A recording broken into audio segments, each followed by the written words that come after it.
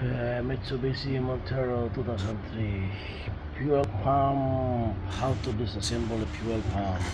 First, you cannot remove this one hose here. Disconnect the hose. Next, this one here.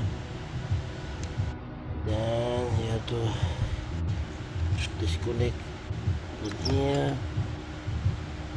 Yeah, you have to disconnect there. Then socket over here, disconnect the socket here. Then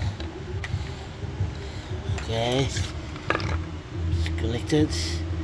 You also have to disconnect this plastic here, also the rubber. Then you can now remove the fuel pump.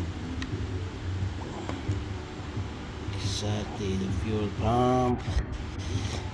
And this is it. Easy. This is the connector for the fuel pump.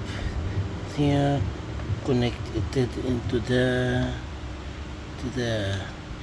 okay. And now you can replace just the fuel pump alone.